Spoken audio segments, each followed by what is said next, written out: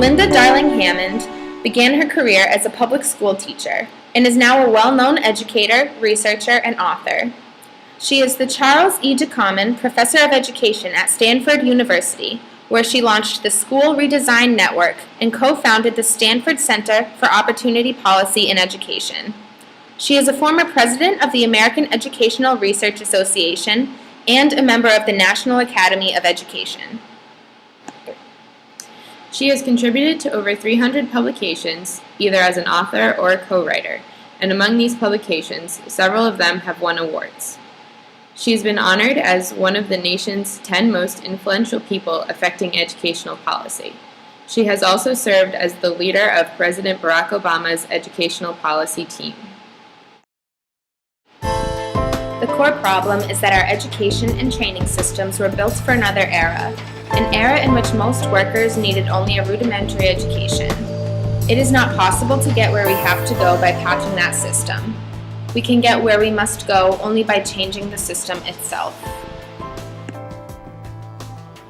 So throughout her book, Linda Darling-Hammond highlights that the educational equity in urban, high poverty, and minority-dense areas of low socioeconomic status does not provide students within those schools the means to succeed in school. The educational system within the United States was created at a time where only a rudimentary education was needed to get a job. And now, over 70% of the jobs in the United States require specialized knowledge and skills. The job market has changed and our world has changed, but our educational system has not made the necessary changes to keep up with it. Because the world is rapidly and constantly changing, the mission of schools is to prepare students for an uncertain future. The book notes that some states and countries have implemented systems of equitable reform in education that have enhanced performance of achievement in their students. The Flat World in Education outlines the comparison of test scores in the United States to other nations. The author mainly focuses on math, science, and reading scores, using many graphs and statistics to make this comparison. Overall, there has been a steady drop in test scores in the United States, while other countries are flourishing, leaving an unpromising future for American students.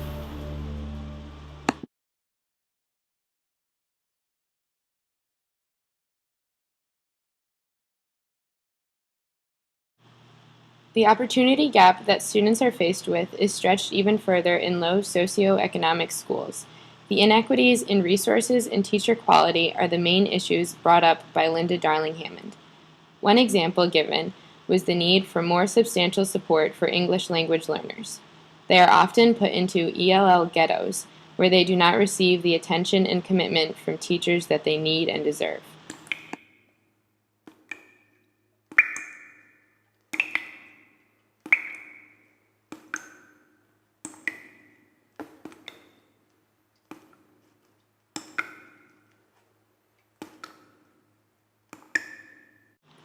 Another potential danger for at-risk students is prison, outlined in the school-to-prison pipeline.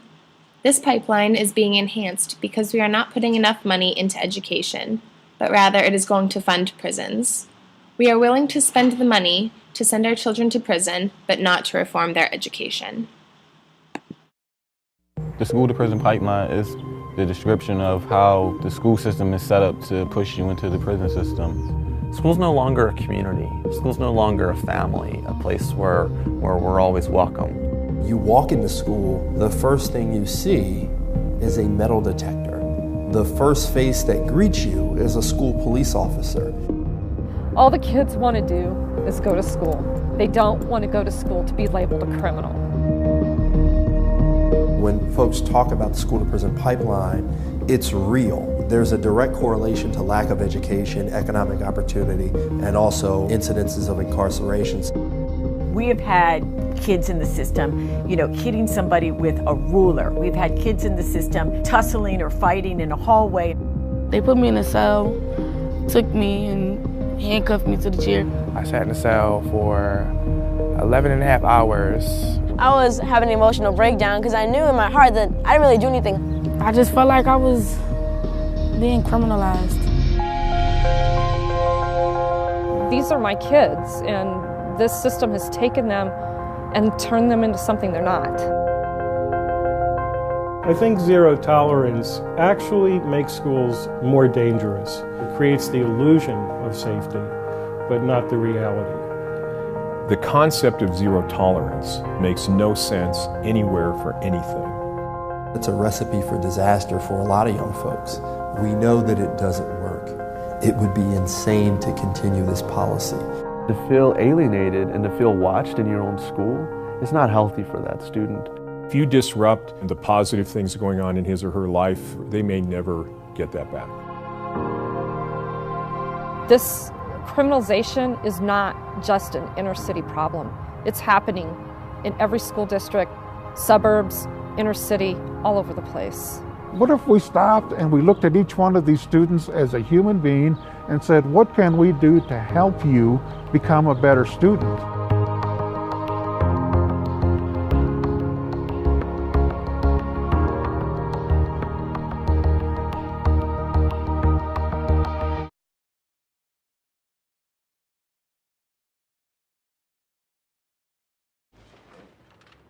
Well, let me tell you what I see.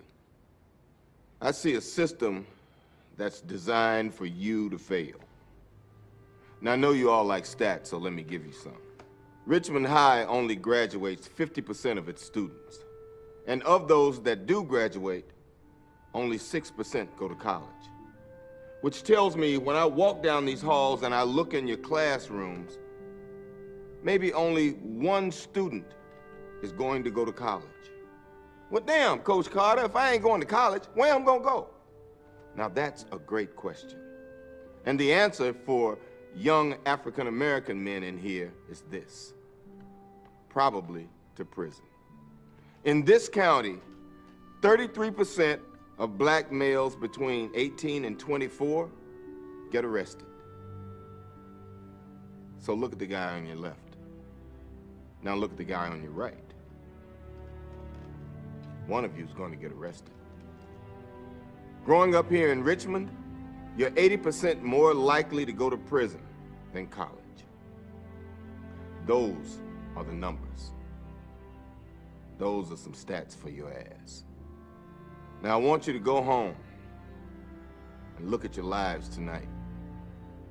Look at your parents' lives. And ask yourself, do I want better? If the answer is yes, I'll see you here tomorrow. And I promise you, I will do everything in my power to get you to college and to a better life. So this book also places a large amount of emphasis on the quality of teaching. It is clear that in this movie, Coach Carter is trying to help his students reach their highest potential. However, the educational system restrains several teachers from acting in the same way. Standardized testing has become a daunting aspect of the educational system, and as previously mentioned, students in the United States are performing poorly on these exams. This leads to teachers speeding through the curriculum content and teaching so that their students can pass the test, rather than taking the time to teach them for understanding. Not only are students not applying the skills they have learned in the real world, but they are not even learning the information well enough to do well on these standardized tests. On top of this, low-performing students are getting punished rather than receiving the attention that they really need.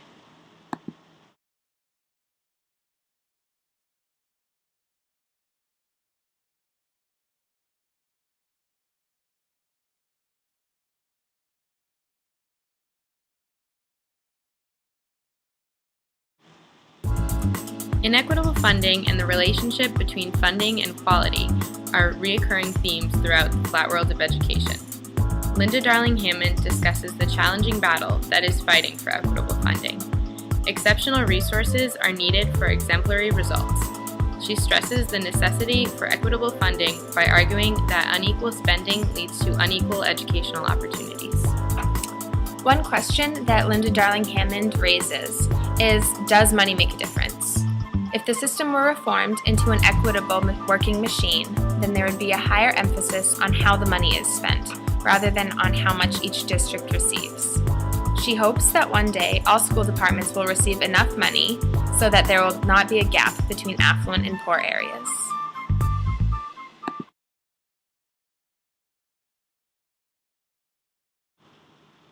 She uses examples of different states and their educational systems. She praises North Carolina and Connecticut because of their success in investing strategically.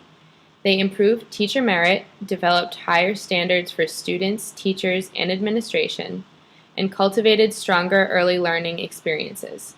These strides have improved success rates and narrowed the achievement gap. Additionally, improvements conducted in North Carolina and Connecticut made it possible for low-wealth districts to compete for more qualified teachers. In great contrast, California's school systems represent backwards progress. Not only was there a downfall in state spending, but local resources were distributed unequally between districts, making it seem that the state neglected its public education. Therefore, it reduced educational effectiveness.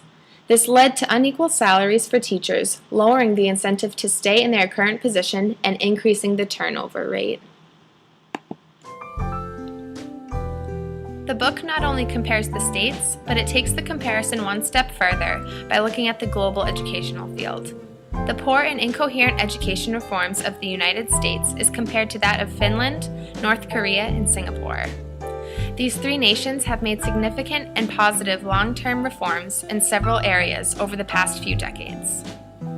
These countries have achieved equitable funding, removed tracking systems, focused learning outcomes and critical thinking, improved curriculum content and access, and developed and supported stronger teacher education programs. The countries became learning nations. They upgraded from rote learning and shallow knowledge to instilling deep connected thoughts in their students. What we need to do to address this problem with teacher retention is, first of all, ensure that all teachers get high quality preparation, because we know that people stay longer if they're well prepared to begin with. They feel more effective and they want to stay. Some people get great preparation, some do not. We've got to leverage that. We need to put in place mentoring for all beginning teachers. Some states have this in place. It makes a huge difference to have an expert teacher in your classroom coaching you in that first year of practice in terms of both effectiveness and retention. We need to develop principals who know both how to design good administrative supports in school buildings and how to design good professional development and collaboration spaces for teachers, because that actually turns out to be the #1 reason that teachers leave, is if they do not feel that they are administratively supported to be in a collegial, collaborative, supportive organization that emphasizes and supports instruction. And then, of course, we have to worry about working conditions. It makes a difference if you're in a school that has reasonable class sizes and teaching loads and safe facilities and all of the other things that allow you to be successful in your work. You have the textbooks and computers and other tools available. If we could do those basic things, we would eliminate the revolving door into and out of teaching in this country, and we would be much more able to create the kind of long-term teaching force that high-achieving countries have created. Another strong theme in the flat world in education is the importance of teacher preparedness and quality. There were several steps suggested to take towards improving teachers' abilities. Revamping teacher preparation programs already puts schools at a higher level because their teachers are more successfully prepared. After that, there should be an emphasis on teacher recruitment as well as teacher retention and lowering the turnover rate in schools. If opportunities for teachers to share their knowledge and skills are created, it will develop a school with widespread expertise. Linda Darling-Hammond feels that the most successful school is a small school. Ideally speaking, she believes that a high school should have no more than 300 to 500 students, but realistically, never more than 1,200 students. In smaller schools, there is more possibility for individual attention on each student. This way, they are all prepared to succeed. Teachers should use an inquiry and project-based structure to promote critical thinking and personal growth with intellectually challenging yet relevant lessons. These lessons should be assessed through performance-based measures. She also believes that teachers and students should stay together for multiple years. This builds a stronger community of learners. This is exemplified in the movie Freedom Writers. there go Miss G. Hey, there go Miss G.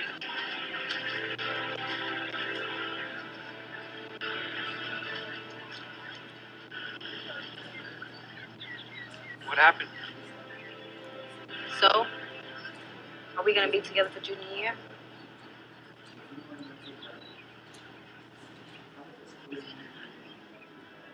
No.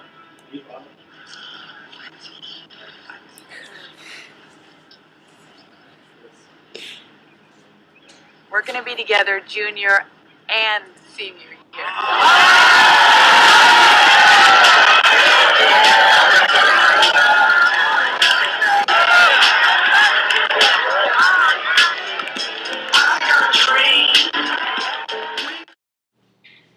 Concluding the Flat World in Education, Linda Darling-Hammond gives a detailed outline explaining how to create an equitable school system in 3 key steps.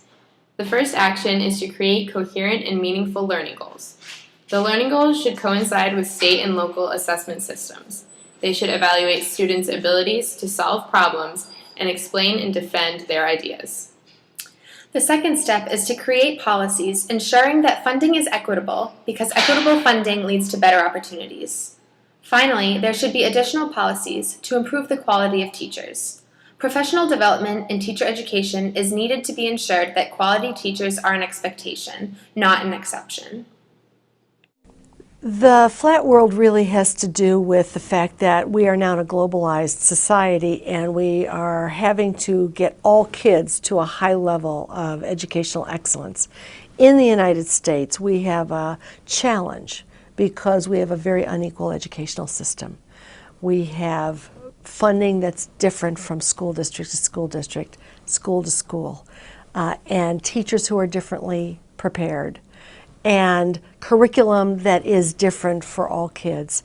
And at the end of the day, one of our biggest challenges to meet our own American dream is to equalize access to the quality of education so that we can compete in a world where education determines the success of individuals and societies. There are a number of countries and a number of states that have really created new systems of education. They've equalized access to funding. They've put in place high-quality learning standards for students. They've trained teachers and leaders in a universally high-quality way. And they've really transformed both the outcomes of the system and the experiences of children. There are 2 ways we need to access funding for education. Number 1, we need to reduce the amount of money we're spending on prisons because we have increased the prison budget by 900% in the last 20 years. We have more inmates than any country in the world, including China.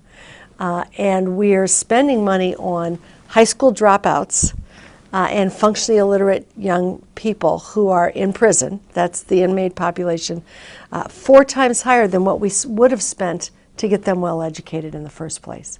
So we have to get our priorities straight and understand that those investments reap financial gains for everyone. And then secondly, we have to stop wasting money on a revolving door teaching force, which costs a huge amount of waste and attrition, on reforms that come and go, which we're famous for in the United States, what I call popcorn reform, and get serious about building a strong, efficient system where we're not wasting our scarce resources on fly-by-night ideas instead of solid reforms of the system as a whole.